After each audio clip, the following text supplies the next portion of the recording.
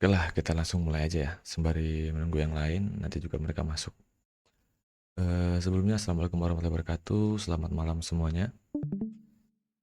Oke, seperti biasa di hari Sabtu di jam 21.00 waktu Indonesia Barat, kita masuk pertemuan kelas untuk batch 6.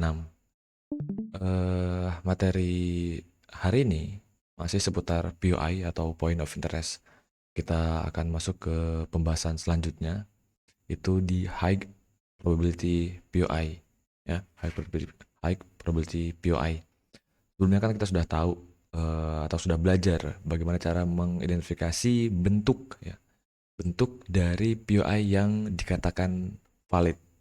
Nah, sekarang kita akan belajar tentang high probability POI, di mana kita akan memilih. Setelah kita tahu bentuk, kita akan memilih nih bentukan mana atau letak POI yang berada di mana yang bagus kita ambil sebagai titik entry, ya, sebagai titik entry nantinya. Karena kita sudah belajar maka struktur baca arah atau arah tren, ya, kita udah bisa menyimpulkan apakah kita akan buy atau sell sesuai dengan arah tren di market. Kita juga sudah belajar tentang imbalance, juga kita belajar liquidity, area-area yang berpotensi untuk diambil sehingga nantinya kita bisa mengantisipasi POI kita itu berada di liquidity, ya. Karena liquidity kan kita sudah belajar di pertemuan sebelum-sebelumnya bahwa liquidity merupakan area yang berpotensi untuk diambil oleh market. Sekarang kita masuk ke titik entry-nya atau areanya. Oke, mungkin langsung saja ya. High probability POI. Sebenarnya kita sudah belajar tentang bentuk, sekarang kita memilih dari sekian banyak bentuk POI. Nanti kan di market teman-teman pasti akan sering kali menemukan bahwa bentuk POI sesuai dengan standar yang kita sudah pelajari itu biasanya eh, terdapat banyak dalam satu range trend. Dalam satu tren itu biasanya ada banyak sekali POI yang bentukannya sesuai dengan standar kita, sesuai dengan SOP kita. Nah, sekarang kita akan memilih area-area mana sih yang berpotensi untuk kita ambil dari sekian banyak POI tersebut. Sebelumnya mungkin saya akan singgung dulu tentang premium discount area. Teman-teman mungkin sudah tidak asing, ya, tentang premium discount area atau biasa orang sebut juga PDA. Di sini di gambar ini yang pertama saya sudah menggambarkan bahwa di sini kita berasumsi bahwa market bullish, ya, bullish. Sudah terjadi break of structure market tech inducement di area ini, valid high sudah di break, jadi break of structure.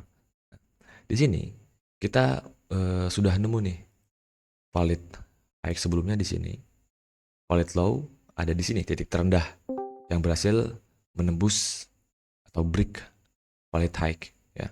Sedangkan valid high itu dia tervalidasi ketika market berhasil mengambil inducement di sini. Ketika kita sudah menemukan valid high dan valid low, entah itu ternyata bullish atau ternyata bearish nantinya, teman-teman bisa mengidentifikasi bahwa dari range dari area valid high ke valid low itu merupakan area premium diskon areanya, ya. Seperti ini. Jadi teman-teman bisa tarik dari valid low sampai ke valid high seperti ini.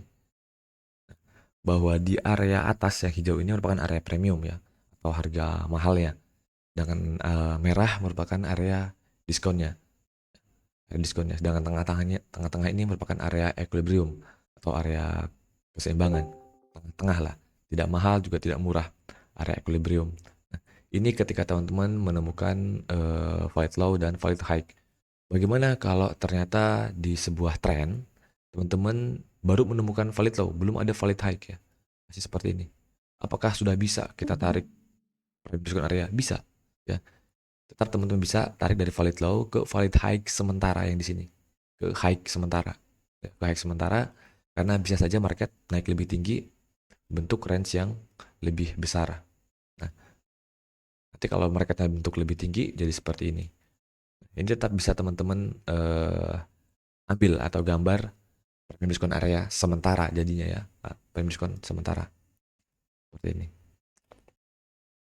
Nah, oke, itu tentang premium diskon area. Nah, sekarang ketika teman-teman ingin menentukan di mana titik entry-nya ketika sudah mengidentifikasi sebuah tren, di mana di sini saya contohkan trennya bullish dan sudah ada endorsement-nya, nanti teman-teman sudah mengidentifikasi letak liquidity-nya, sudah juga mengidentifikasi premium diskon areanya, sudah identifikasi semuanya. Sekarang sisa pemilihan POI. Ketika ternyata pada area ini, katakanlah di sini ada POI sesuai dengan standar yang sudah kita pelajari bentuknya ya. Di sini juga ada, di sini juga ada, di sini ada, terus di sini pun ada. Di banyaknya POI ini, kita nantinya ya akan mengambil hanya 2 POI. Ya. Kita hanya akan mengambil 2 POI. Jadi dalam satu range struktur ya, kita hanya mengambil 2 saja. 2 POI. Yang pertama itu kita sebut sebagai high risk POI. Terus yang terakhir itu kita sebut sebagai extreme POI. Jadi teman-teman hanya cukup mengambil 2 POI dalam satu range struktur. Nah, dan untuk letak high risk di mana, letak ekstrim di mana, teman-teman bisa seperti ini jadinya ya. Nah, untuk membantu, ini untuk membantu ya, teman-teman bisa menggunakan Fibonacci untuk membantu. Nah, untuk membantu mengidentifikasi letak area high risk dan letak area ekstrim POI. Seperti ini untuk Fibonacci-nya. 0, 0,5, 0,79, 0,89 sama 1. Atau teman-teman cuma pakai seperti ini juga nggak ada masalah. 0, 0,5, 0,79 sama 1. Seperti ini. Nah, di mana area 0,5 sampai 0,79 itu merupakan area high risk-nya. Ya. Di sini merupakan area high risk-nya. Jadi, nantinya ketika teman-teman sudah tahu range strukturnya, sudah ingin mencari POI-nya, dan ternyata di area high risk ini banyak sekali POI-nya atau ada lebih dari satu, contoh katakanlah di sini sama di sini, atau bahkan juga ada di sini. Nah, teman-teman cukup mengambil satu saja ya. Jadi dalam satu area, teman-teman hanya mengambil satu. Biasanya ya, dalam yang sering saya lakukan, ketika ingin mengambil area high risk, saya akan mengambil POI yang berdekatan dengan area equilibrium. Ya, saya akan mengambil POI yang berdekatan dengan area equilibrium. Jadi ketika di sini ternyata ada 2 ya, di dalam sini kan ada 2. Nanti dari antara kedua ini kita ambil satu, karena untuk POI yang satu lagi ini dia berada di area premium, otomatis kita skip ya. Kita skip POI yang di sini tuh, kita skip. Kita tidak akan ambil.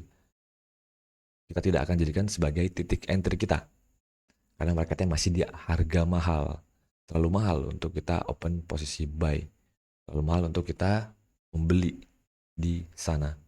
Nah, jadi kita menunggu market memasuki area diskon. Di mana di area diskon kita sudah bagi menjadi 2 area, area high risk dan area ekstrim. Di high risk kita hanya mengambil satu. Dan satu itu saya ambil di dekat area equilibrium. Jadi yang di sini saya akan skip. Yang bawahnya saya akan skip. Saya akan mengambil POI yang dekat dengan area equilibrium. Seperti ini. Ketika di area high risk terdapat lebih dari satu POI. Bagaimana ternyata di area high risk cuma terdapat satu POI. Dan dia ada di tengah-tengah area high risk atau bahkan dekat dengan area ekstrim. Ya sudah, teman-teman ambil itu saja. Tidak usah memaksa untuk ambil di dekat area high risk. Sorry, di dekat area equilibrium. Kalau ternyata memang hanya satu POI-nya di area high risk tersebut. Oke. Nah, terus yang kedua, itu di area ekstrim. Sama halnya dengan di area high risk. Ketika di area ekstrim terdapat dua, ya, terdapat dua POI, kita juga hanya akan ambil satu. Ya, jadi yang lainnya akan kita eliminasi dan cukup hanya mengambil satu POI di area ekstrim. Nah, dan biasanya ketika mencari POI di area ekstrim, saya akan mengambil POI yang berdekatan dengan valid low. Ya, berdekatan dengan valid low. Jadi ketika di sini misal ada dua POI yang di atasnya ini, saya akan skip dan saya akan lebih menunggu di area ekstrim. Jadi kalau sederhananya high risk sekalian karena dekat area equilibrium, ekstrim sekalian dekat dengan valid low. Jadi seperti itu. Nah, jadi kita hanya mengambil dua POI ini. Nanti biasanya ketika ada area di sini pullback misalnya, area pullback di sini atau area POI juga ketika dua POI ada di area ekstrim, salah satu POI di atasnya ini saya biasa sebut sebagai extreme liquidity. Saya biasa sebut sebagai extreme liquidity. Seperti itu. Jadi ini bagaimana cara kita untuk mengambil POI atau memilih POI ketika dalam range struktur itu banyak sekali POI di sana. Ini juga kita maksud dari kita cuma hanya mengambil POI ini juga untuk mengurangi resiko kita terkena stop loss. Ya. Karena kalau banyak sekali POI yang kita ambil, otomatis frekuensi untuk kita open posisi akan semakin banyak, ya. Dan resiko terkena stop loss itu akan semakin besar. Karena kita akan banyak kali open posisi ya dengan POI yang sangat banyak di satu range struktur. Jadi kita memperkecil resiko tersebut dengan hanya mengambil dua POI, yaitu POI di area high risk dan juga POI di area ekstrim seperti ini, seperti yang sudah saya jelaskan tadi ya. Teman-teman juga mungkin bisa lihat di Outlook yang sering saya kirim, ya, saya selalu mengambil dua POI dalam satu range struktur. Teman-teman bisa cek di Outlook, teman-teman bisa scroll ke atas, atau bahkan yang terbaru-terbaru juga ada semua di sana hasil-hasil Outlook yang saya kirim. Di sana pasti saya hanya mengambil dua POI dalam satu range struktur, high risk dan ekstrim, seperti itu. Dan juga tadi kan udah kita ambil tuh high risk 1 sama ekstrim 1. Sekarang kita nemu kasus di mana ternyata di area high risk itu tidak ada POI. Di area high risk-nya nggak ada POI sama sekali. Nggak ada POI sama sekali di high risk.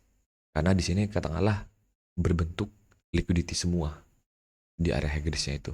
Jadi nggak ada yang cocok untuk kita ambil sebagai POI di area high risk-nya. Terus gimana? Apakah kita hanya mengambil satu saja di area ekstrim? Ketika ternyata di high risk tidak ada POI yang cocok untuk kita ambil, melihat bentuk dan liquidity areanya, dan ketika di ekstrim ternyata ada dua POI, di ekstrim ada POI, maka kita bisa mengambil dua POI di area ekstrim. Ya, seperti ini. Ketika di area high risk itu nggak ada, kita bisa ambil dua di area ekstrim. Oke, seperti itu. Nah, juga bagaimana ketika di high risk nggak ada, di ekstrim cuma ada satu. Ya kita cukup ambil satu itu saja. Nggak usah memaksa untuk mencari POI di area high risk, dicari-cari nggak perlu. Ya. Karena kalau memang ternyata terlihat di time frame struktur hanya ada itu POI-nya, ya udah. Hanya satu, ya udah. Satu itu saja yang kita ambil sebagai POI-nya. Nah, dalam pengambilan POI juga nantinya teman-teman akan mengenal istilah refine dan expand. Ya. Refine dan expand. Refine dan expand. Refine ini memperkecil, Sedangkan untuk expand memperbesar. Jadi nantinya teman-teman, katakanlah di sini merupakan struktur time frame 1 jam. Time frame 1 jam ya, break of structure. Ternyata udah nemu nih POI di area ekstrim. Terus nemu juga POI di area high risk. Seperti ini. Dan dirasa lebar nih. Lebar. POI-nya di time frame 1 jam itu lebar. Apakah bisa nggak sih kita turun time frame untuk memperkecil area tersebut? Bisa ya. Jadi kita bisa memperkecil area ini ya. Area POI di time frame 1 jam ini kita bisa perkecil dengan cara memperkecil time frame-nya. Ya, atau turun time frame. Nah, dari time frame 1 jam, teman bisa turun ke time frame M15 untuk melihat apakah ketika kita turun time frame ke M15 bentukannya masih sesuai SOP atau tidak. Nah, ketika teman-teman turun time frame ke time frame M15 dan POI 1 jam ini, ketika turun time frame ke time frame 15, bentuknya masih masuk ke dalam SOP yang sudah kita pelajari di pembahasan order block dan supply and demand, bentuknya ya, dia sesuai, kita bisa ambil ya, POI di time frame M15 tersebut untuk memperkecil area POI yang besar di time frame 1 jam tadi. Itu yang dimaksud dengan refine. Jadi kita harus nemu dulu di time frame struktur ya. Kita harus nemu dulu POI di time frame struktur. Katakanlah POI-nya struktur time frame 1 jam, berarti kita harus nyari dulu POI di time frame 1 jam, baru kita perkecil ya, baru kita refine. Nah, kalau kita tidak menemukan POI-nya di time frame 1 jam tersebut, di time frame struktur, ketika kita langsung turun time frame ke time frame 15 itu sangat beresiko. Ya, beresiko tertembus. Karena secara H1, time frame struktur yang kita gunakan itu memang tidak ada POI-nya. Ya. Kalau kita turun time frame nanti malah jatuhnya mengada-ngada, mencari-cari. Jadi ketika memang tidak ada POI-nya di time frame struktur tersebut nggak ada, jangan refine. Ya. Disarankan jangan refine. Disarankan jangan refine. Kenapa disarankan jangan refine? Seperti tadi, karena di time frame 1 jam itu nggak ada POI, bisa saja marketnya menembus area POI refine kita tersebut. Ya, ketika di time frame struktur itu nggak ada POI-nya. Nah, ini juga untuk menghindari teman-teman untuk mencari-cari alasan di area tersebut untuk entry. Padahal dari segi time frame struktur nggak ada POI-nya, nggak ada pijakannya, nggak ada areanya untuk kita entry. Tapi kita turun time frame, kita nyari-nyari tuh sampai dapat. Nah, itu nggak boleh ya. Jadi sesuai standarnya saja. Kita mapping struktur, mapping inducement, liquidity area yang kita lihat, range perenduction area yang kita lihat, baru kita nyari POI di time frame yang sama. Ketika udah nemu POI di time frame yang sama, mau baik itu high risk maupun extreme, baru kita refine turun time frame. Itu untuk kasus refine. Tapi ketika teman-teman nemuin untuk expand ya, teman-teman bisa ya. Kalau expand kasusnya dia bisa teman-teman ketika tidak ada POI di time frame struktur, misalnya ini 1 jam, nggak ada nih. Teman-teman expand, memperbesar atau naik time frame ke time frame yang di atasnya ke 4 jam. Itu bisa ya. Itu bisa. Karena semakin besar time frame kan semakin kuat datanya. Itu kalau secara umumnya. Tapi ada kalanya juga market time frame kecil itu biasa lebih kuat juga. Nah, tapi untuk kita mengacu kepada istilah umum itu, jadi untuk expand teman-teman bisa melakukan expand ketika di time frame struktur itu tidak ada POI. Time 1 jam ini nggak ada POI nih. Teman-teman expand ke time frame 4 jam, oh ternyata ada POI-nya. Itu bisa diambil. Tapi kalau untuk refine, ketika POI-nya nggak ada di time frame 1 jam nggak ada, teman-teman nggak boleh refine ke time frame bawahnya itu nggak boleh. Ya, itu nggak boleh. Nah, jadi itu untuk pengambilan POI, risk dan juga extreme POI, dan bagaimana langkah-langkah kalau kita ingin merefine sebuah POI. Refine itu yang paling penting ya. Refine itu paling penting karena teman-teman harus ingat bahwa ketika tidak ada PUI di time frame struktur itu jangan turun time frame. Karena banyak banget di luar sana atau bahkan di dalam sini pun masih ada yang ketika nggak ada PUI, wah dia turun time frame tuh untuk mencari-cari PUI-nya. Padahal memang nggak ada gitu kan. Oke, ini saja untuk pengambilan PUI high risk dan extreme. Sekarang kita akan coba praktekkan di real market. Teman-teman bisa melihat bahwa di sini hasil mappingan saya selama ini. Di sini sampai ke belakang-belakang ini hasil mappingan saya semua, hasil enterian dan lain sebagainya dari tahun-tahun sebelumnya. Ini kalau di ke belakang lagi akan lebih banyak lagi. Intinya pada setiap range struktur ini saya selalu hanya mengambil 2 POI, mau itu high risk dan extreme. Yang paling dekat aja di sini ya. Di time frame 1 jam ini, nah, kalau kita lihat ke time frame 1 jam, di sini market sudah membentuk chain of character. Di sini tuh saya mengambil 2 POI. Ya Ren itu mengambil 2 POI. Ini sebagai POI extreme ya. Dan untuk high risk-nya saya mengambil ini. Bisa teman-teman bisa ambil unmitigated shadow bisa atau mengambil ini juga bisa yang di sini. Cuman dia masih terbilang high risk. Kenapa? Karena masih ada relatif equal. Kalau kita ambil kalau teman-teman masih bingung untuk menentukan mana area high risk, mana area extreme, ya bisa pakai Fibo tadi untuk membantunya dari valid high ke valid low ini. Seperti ini. Kita melihat bahwa area ini ya, area ini merupakan area high risk-nya. Di area ini teman-teman hanya bisa mengambil 1 POI. Dan di extreme teman-teman juga ambil 1 POI. Meskipun kalau kita lihat dalam pergerakan market yang sekarang ini, POI-nya tidak benar-benar bagus.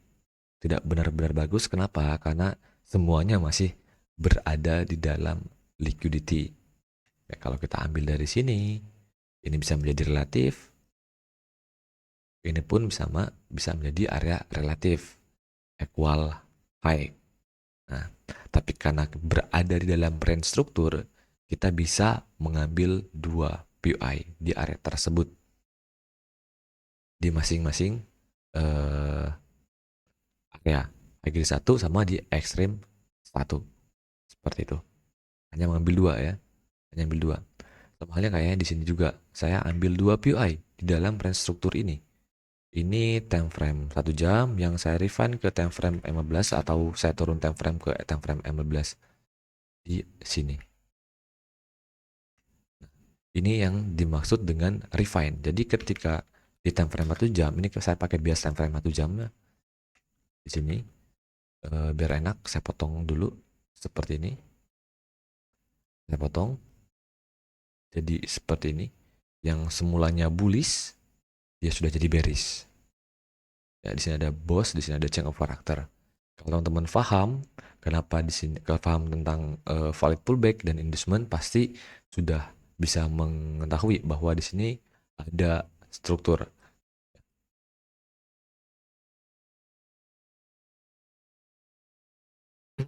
Nah, ini valid low sudah di break menjadi chain of character. Dan untuk time frame 1 jam, inducementnya ada di sini.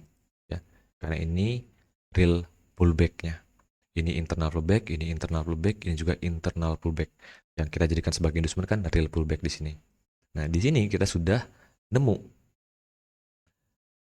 valid high dan low sementara. Low sementara ya. Low sementara. Karena ini belum menjadi valid low. Dari valid high ke low sementara ini kita bisa tarik premium diskon area seperti ini. Oke. Kalau di time frame 1 jam, di sini kan ada nih inducement, ada inducement. Dan di sini ada POI. Teman-teman bisa ambil seperti ini. Kalau di time frame 1 jam kan besar seperti ini ya. Atau supaya enak nih, teman-teman pakai Fibo kayak gini. Dari valid high ke low yang sekarang menjadi seperti ini. Nah, kalau di time frame 1 jam kan teman-teman bisa melihat di sini untuk high risk-nya di area ini kan nggak ada nih. Nggak ada ya. Di sini tuh nggak ada. di sini. Yang ini valid high-nya inducement. Jadi kita nggak ambil di sini nih, ngambil high-nya inducement time frame 1 jam. Dan juga kalau dari segi POI, bentukan POI yang sesuai dengan standar yang kita sudah pelajari, area ini kan sudah tidak fresh seperti ini, ya, sudah nggak fresh nih dari sini, dari high ini. Udah nggak fresh. Di sini masih sweep sampai akhirnya dia break di sini. Ini candle hijau ini candle terakhir sebelum market membentuk imbalance. Jadi kita marking dari candle real POI sampai ke candle terakhir sebelum market membentuk imbalance di sini. Dan dia sudah termitigasi di sini. Selain sudah termitigasi, high-nya juga merupakan inducement time frame 1 jam, inducement time frame 1 jam, di mana inducement itu kan masih menjadi bagian dari liquidity, ya. Dan juga kalau teman-teman melihat bahwa area ini merupakan area liquidity, atau lebih tepatnya trendline liquidity. Kalau kita ambil, dan high titik tertinggi ini masih termasuk ke dalam liquidity, jadi bisa diambil nih, bisa tersweep secara konsep liquidity. Nah, di sini untuk area high risk ada POI-nya, tapi dia masuk nih, sempat nyentuh area ekstrim. Ya, sempat nyentuh area ekstrim. Apakah kita bisa ambil? Bisa kok. Meskipun dia ada masuk ke area ekstrim, tetap kita bisa ambil. Karena kan kasusnya di dalam high risk, nanti teman-teman ambil satu POI, di ekstrim ambil satu POI. Nah, ini teman-teman bisa ambil sebagai high risk POI, dan di ekstrim ini kan ada nih secara unmitigated shadow, ini merupakan area POI sesuai dengan bentukan yang sudah kita pelajari. Ini menjadi extreme POI, ini menjadi high risk POI. Di sini pun di time frame yang sama, masih di time frame 1 jam ya. Area high risk ini bisa teman-teman refine. Teman-teman bisa refine dari mengambil seluruh candle-nya dari wick sampai candle-nya, atau teman-teman bisa ambil sampai ke wick-nya seperti ini. Ini bisa. Nah, tapi area high risk ini masih sangat-sangat beresiko. Kenapa beresiko? Karena dia tidak berada di dalam area valid pullback. Si POI high risk ini tidak berada dalam area valid pullback. Jadi kalau teman-teman akan langsung mengambil area high risk di time frame 1 jam seperti ini masih beresiko. Masih beresiko, tapi ini bisa diambil. Ya. Tapi ini masih beresiko, hitungannya masih beresiko. Sedangkan yang ekstrim udah aman ini, yang ekstrim udah aman, udah oke. Secara SOP sudah masuk semua. Sedangkan untuk high risk ini memang masih sangat-sangat beresiko. Dia kekurangan satu SOP, yaitu berada dalam valid pullback. Jadi ini masih sangat-sangat beresiko. Nah, ketika kita ingin merefine, kita udah dapat nih POI di time frame 1 jam. Ya, dua POI ini time frame 1 jam. Kita refine ke time frame M15. Udah dapat dulu nih, baru kita refine ke time frame M15 seperti ini. Nah, di time frame M15 ternyata untuk POI 1 jam kita bisa refine lagi nih. Karena untuk time frame 1 jam kan nih, teman-teman bisa zoom. Candle yang paling tinggi itu di candle hitam tengah ini, yang wick ini, ya. Nah, ini teman-teman refine. Jadi makin kecil kan? Makin kecil. Sama halnya dengan M15 ini. Teman-teman refine jadi segini. Dari high sampai ke candle terakhir sebelum market untuk imbalance di sini. Tapi ini masih termasuk high risk juga. Karena tidak berada di dalam valid pullback. Jadi ini kita sebut sebagai POI internal, ya, POI internal. Ini kita sebut sebagai POI internal, dan POI internal itu sangat-sangat beresiko untuk ditembus, ya, POI internal. Nah, jadi secara SOP teman-teman bisa tahu bahwa yang lebih bagus untuk kita entry kan ada di area ekstrim. Tapi kalau teman-teman mau masuk di area high risk juga nggak ada masalah, ya, nggak ada masalah. Kemarin saya sempat mencoba untuk melihat reaksi di area high risk seperti ini. Kita sudah nemu strukturnya kan, yang pada kita nemu strukturnya seperti ini. liquidity-nya udah tahu, inducement udah tahu, POI-nya juga kita sudah tahu. Sisanya kita menunggu. Sisanya kita menunggu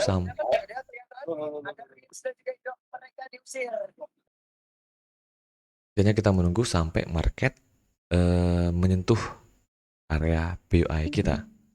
Nah, selebihnya kan kita sudah sisa menunggu nih. Jadi teman-teman mapping, entah itu nanti mappingnya bisa pagi, siang, sore, atau bahkan malam mapping. Waktu nyantainya mapping, nemu POI, udah. Nemu POI, teman-teman bisa set alarm, atau ya paling enak sih set alarm ya. Supaya nanti teman-teman tidak selalu mantau chart. Nggak perlu nungguin terus sampai ke atas. Nggak perlu. Jadi kita udah mapping, udah nemu, udah liquidity udah diidentifikasi, udah diidentifikasi, POI udah ditemuin ya. Bisa set alarm aja sampai nunggu market hit POI kita atau alarm kita. Baru nanti kita buka lagi tuh market, buka lagi trading view atau MT-nya. Mau nyari konfirmasi entry atau mau aggressive entry, nanti bebas, terserah teman-teman. Betul, kita udah seperti ini ya. Sebenarnya kita bisa menunggu sampai market menyentuh area POI kita. Seperti ini. Kemarin pas kondisinya di sini saya sempat entry di area high risk meskipun gak dapat apa-apa ya, karena semuanya break even. Yang pertama ini udah berapa R ya, nggak salah.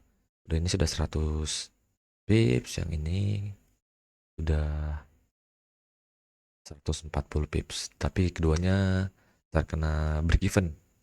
Nah, target saya sampai liquidity ini. Sampai liquidity. Bersih liquidity ini. Kena break even semua. Selanjutnya saya entry di area ini. Di area XAUSD yang ekstrim. Nah, ini karena saya mau pending order di sini, kan kalau meskipun sudah di refund sampai time frame 15, masih 54 pips, masih termasuk lebar. Ini saya refine terus sampai ke time frame M5. Di sini saya refine sampai time frame M5. Ternyata di M5 masih oke untuk di refine, itu di unmitigate shadow yang ini. Unmitigate shadow karena secara bentukannya dia masih sesuai dengan standar atau sesuai dengan SOP. Ya, ini high, di sini ada valid pullback, teman-teman bisa melihat candle low pada pergerakan penurunan ini dari titik tertinggi ada valid pullback, di mana kalau secara POI di sini ada unmitigate shadow-nya. Nah, ini jadi saya refund sampai ke sini sampai akhirnya saya pending order di sana. Di area ini.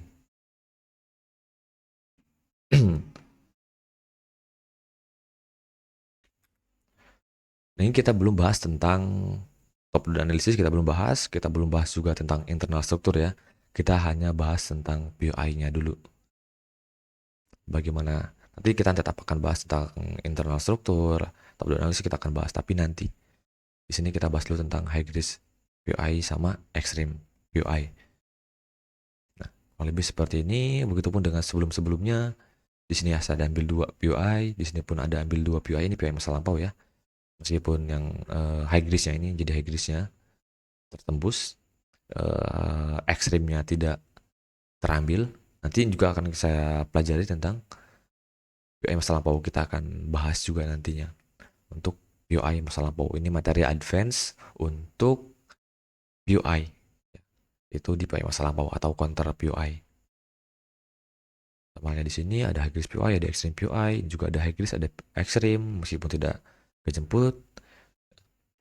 Begitupun sebelum-sebelumnya di sini juga ada high risk, ada extreme di atasnya.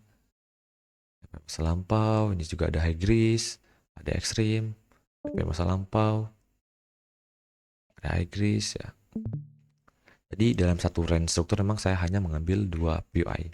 Kurang lebih seperti itu untuk pengambilan POI-nya. Sampai sini ada pertanyaan? Kalau ada pertanyaan, saya persilahkan.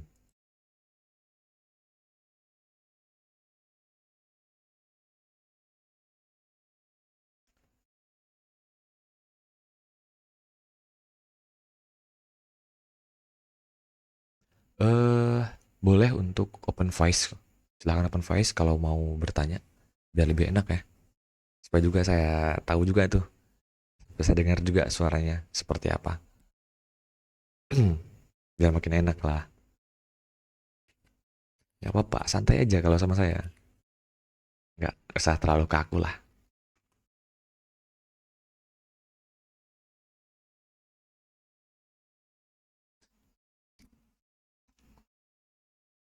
Apakah sama untuk Bang Didi itu open posisi pertama tadi break even dan open posisi kedua?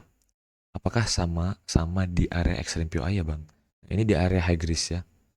Masih di area high grease. Jika dia satu ada POI, apa alasan perlu di refine ke 15 Bang? Apa alasan perlu di refine ke 15? Jika dia satu ada POI. Nah, ketika kita nemu POI di time frame besar, H1, H4 atau bahkan 15 juga, ya, terkadang kan POI-nya lebar, ya. POI-nya lebar. Sedangkan untuk kita misal yang ingin mencari SL yang tipis, ya, entah nanti teman-teman ingin pakai konfirmasi entry atau mau agresif entry, otomatis kita nggak mau pakai POI yang lebar-lebar. Karena kalau POI-nya lebar, penggunaan stop loss-nya akan lebar juga. Nah, makanya itu kita refine dengan kekurangan dan kelebihannya tersendiri. Kekurangannya ketika kita refine POI ada potensi untuk tidak terjemput. Nah, contoh kayak misal saya refine sampai ke M5 di sini. Dengan POI H1 kan lebar banget tadi ya. Sampai sini POI H1. Ada kali mereka cuma sampai hit doang, hit sedikit, terus turun. Tidak sampai ke area refinannya. Itu untuk kekurangannya. Ada potensi untuk tidak terjemput. Nah, sedangkan kelebihannya ketika refine itu kita bisa menggunakan stop loss yang lebih kecil ketimbang kita pakai real POI-nya. Begitu. Apakah perlu untuk refine? Itu balik lagi ke dalam trading plan teman-teman. Apakah POI-nya dirasa cukup untuk menaruh stop loss-nya? Kalau dirasa cukup ya nggak usah di refine. Tapi kalau ternyata terlalu lebar, ya kita bisa refine. Seperti itu.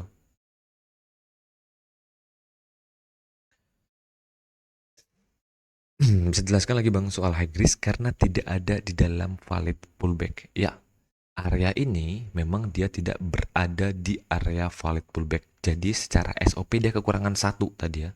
Kekurangan satu, yaitu berada di area real pullback. Secara SOP dia kekurangan satu.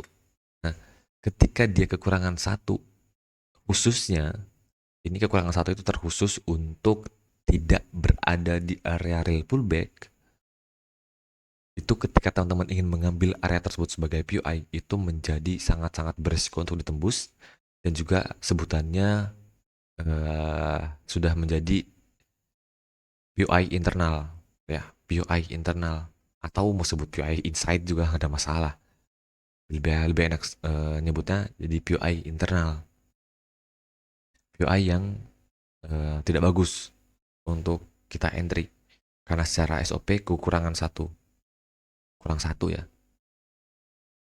Nah, sebisa mungkin teman-teman menghindari POI yang bentukannya seperti ini. Sebisa mungkin. Tapi ketika tidak ada, POI-nya teman-teman bisa ambil. Yang penting dia bersih dari liquidity. Ya, itu. Yang penting bersih dari liquidity, oke. Okay.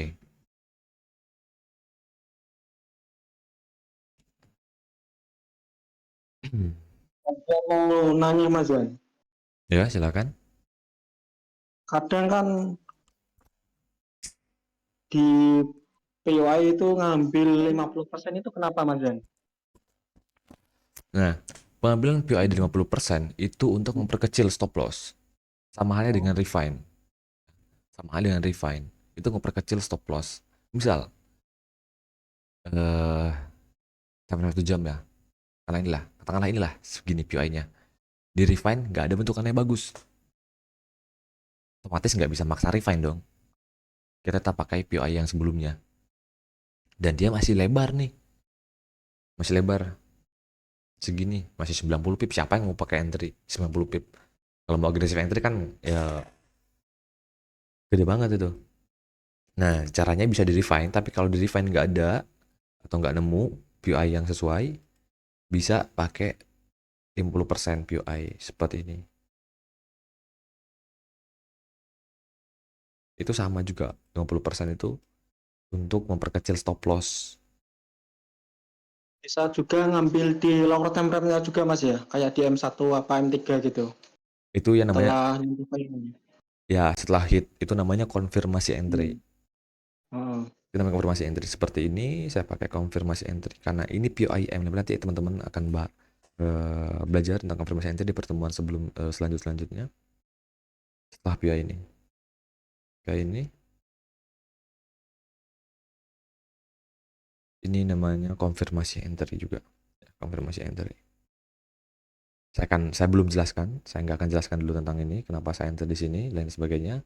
Karena itu pembahasan nanti ya, setelah pembahasan POI. Biar teman-teman nggak bingung. ya Mas, ya Mas. Ya udah, paham.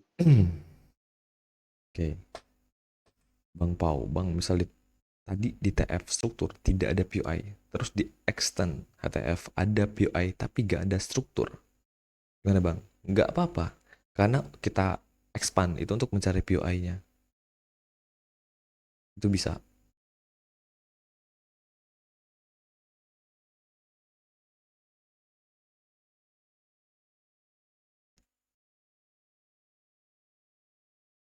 Ada lagi yang mau bertanya tentang POI?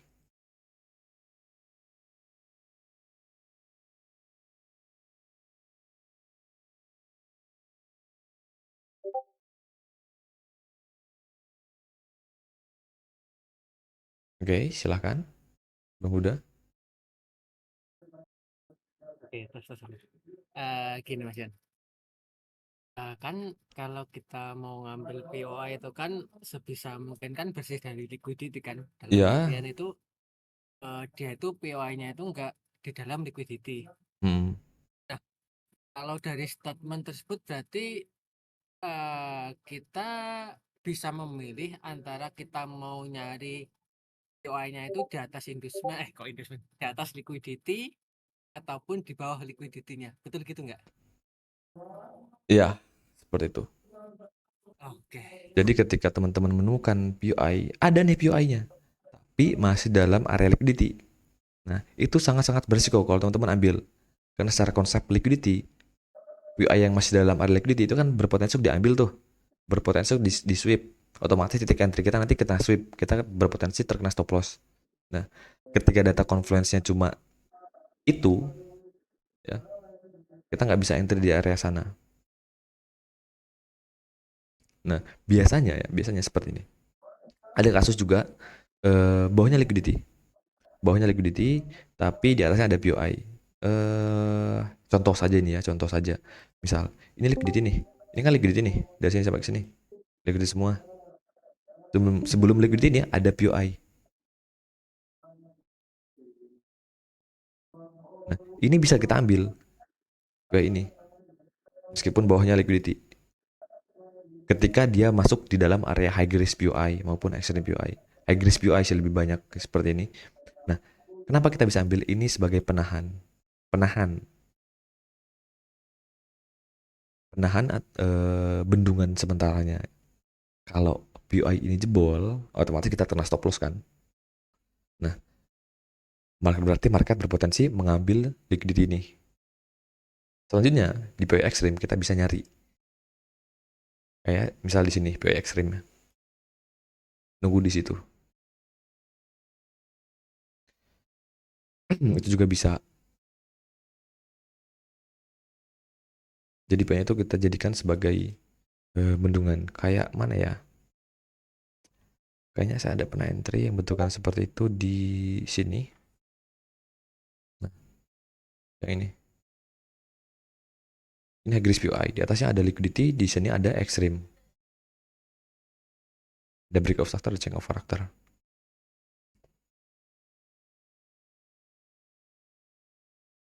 Kalau kita lihat di sini ada liquidity nih. Atasnya liquidity. Nah, tapi ada POI di area ini. Ini kita bisa jadikan sebagai bendungan sementaranya.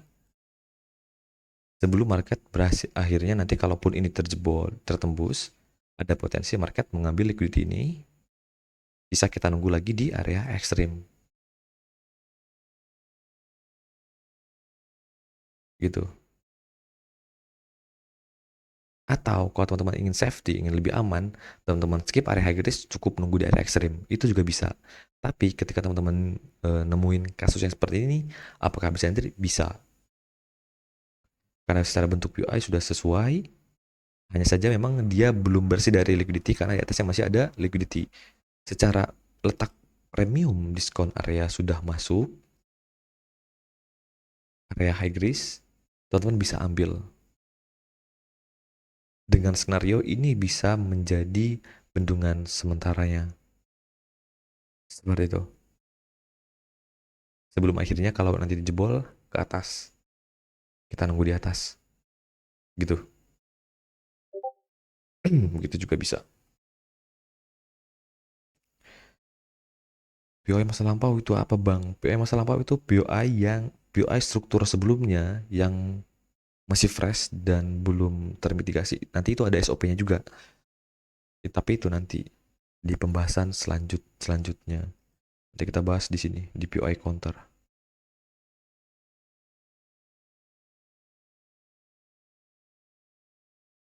Ada lagi?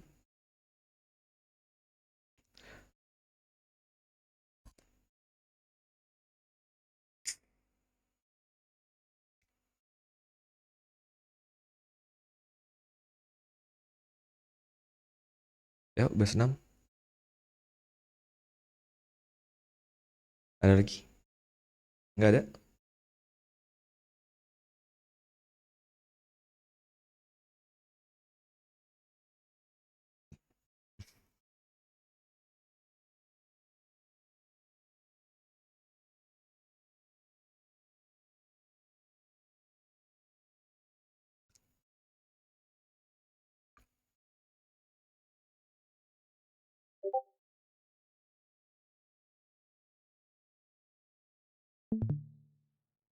Bang, kalau misalnya dari POI di HTF, terus cari konfirmasi ke M15 itu gimana?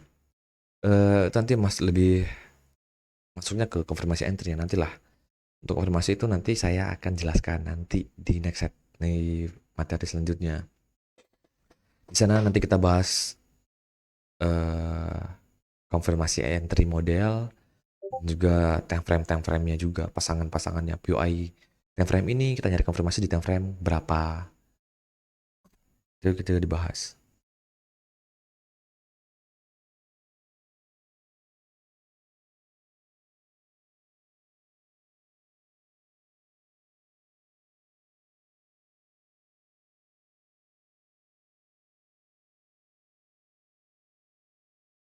Ayo, ada lagi yang bertanya?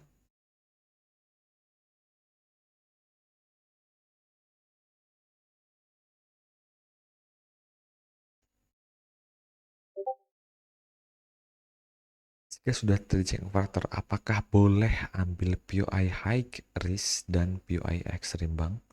Ya bisa, kan kalau kita udah nemu cok, berarti kan kita udah nemu range struktur. Mau dia boss, mau dia change of character, bisa kita nyari POI. Kayak di sini misal ini loh baru change of character, saya udah nyari struktur udah ada, langsung nyari POI.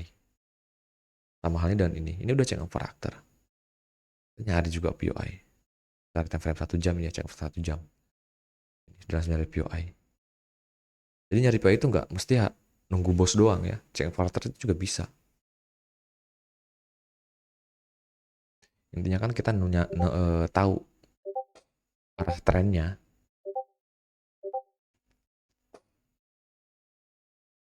Nah, dan untuk SMT ya, untuk SMT itu merupakan smart money trap. Nah, itu kan area-area yang berpotensi untuk ditembus. Nah, area-area yang besar potensinya untuk tertembus. Nah, dan untuk SMT tersendiri ya, SMT itu kan sama kayak POI. Bentukannya bisa sesuai dengan SOP, cuma letaknya saja nanti yang berbeda. Nah, biasanya untuk SMT ya, POI-nya itu biasanya ada di premium. Kalau marketnya bullish,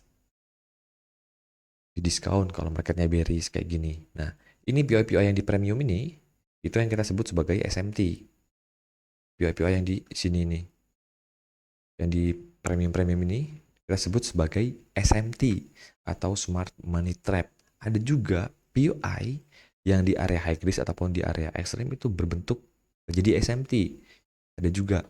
Nah, kalau POI yang jadi SMT di area high risk ataupun di area ekstrim, dia biasanya berkaitan dengan liquidity. Ya, berkaitan dengan liquidity dan inducement. Contoh POI ada di area di sini, di area high risk. Tapi kalau kita lihat, misalkan ini nggak ada nih, di sini nggak ada pullback. Nah, ini tuh inducement. Ini tuh inducement. Nah, ini berpotensi menjadi SMT POI-nya.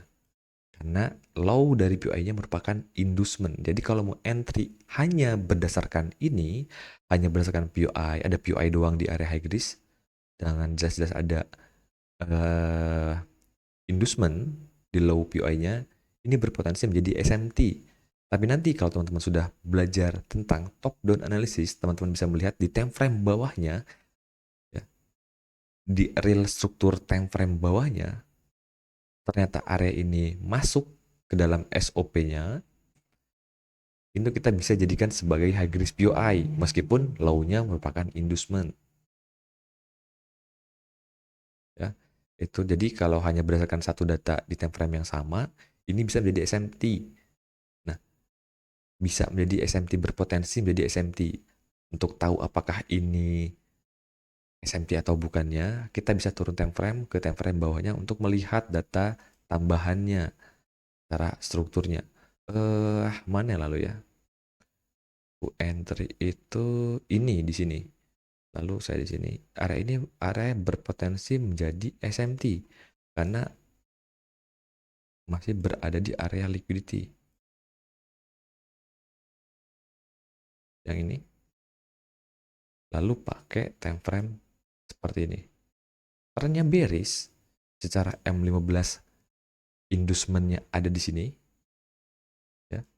Inducement-nya kan ada di sini secara M15. Ini bearish nih, change of karakter di sini. Karakter kita udah nemu range strukturnya. Valid high ke low sementara di sini. Di sini area high risk, ini area ekstrim. Di area high risk ada POI ini. Ya. Di sini ada area high risk. Di sini ada POI juga. Di sini juga ada POI, bentukannya POI. Di internal pullback ini. Ini berpotensi menjadi SMT. Area ini berpotensi menjadi SMT karena di atasnya masih ada inducement. Market berpotensi untuk mengambil inducement ke atas. Atau bahkan berpotensi mengambil liquidity ke atas. Sampai ke sini. Ada potensi. Jadi kalau hanya berdasarkan data M15, ini tuh berbentuk SMT.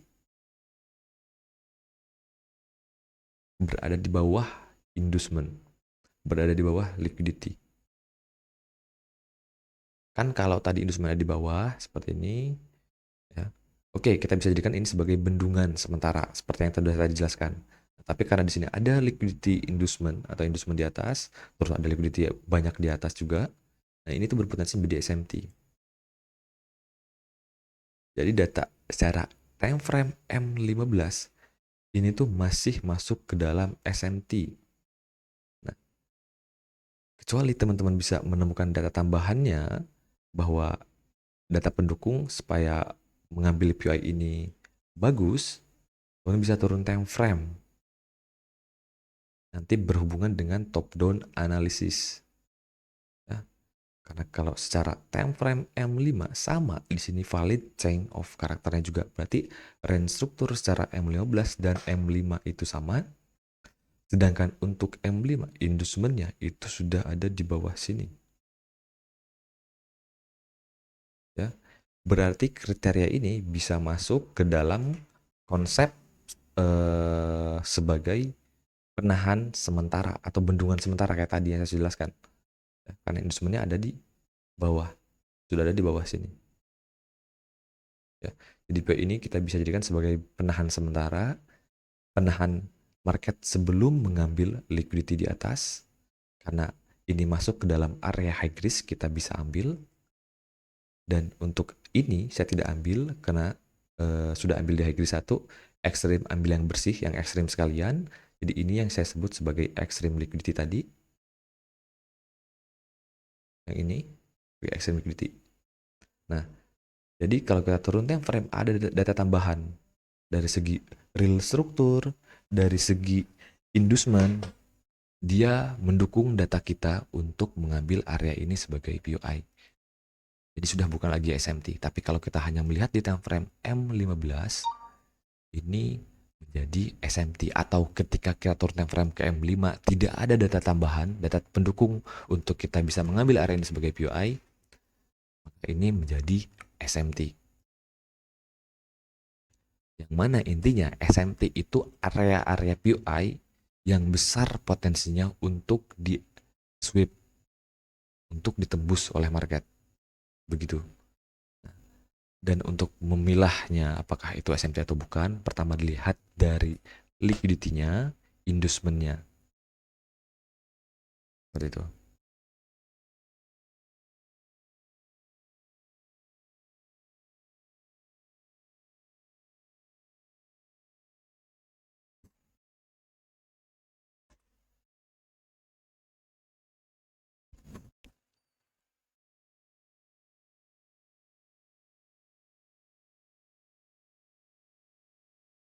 Paham tentang SMT? White? Sepertinya ada tamu. Bentar ya.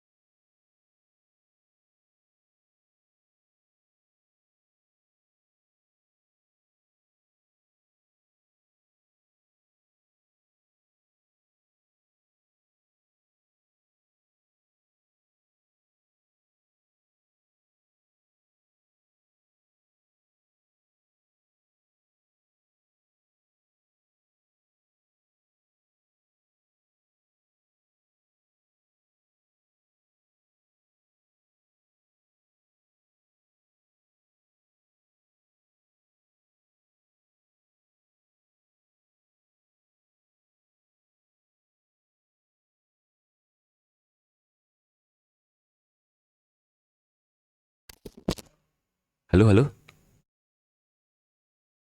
Cuy, teman-teman semuanya. Sepertinya harus saya tinggal karena saya mengantar ke rumah sakit.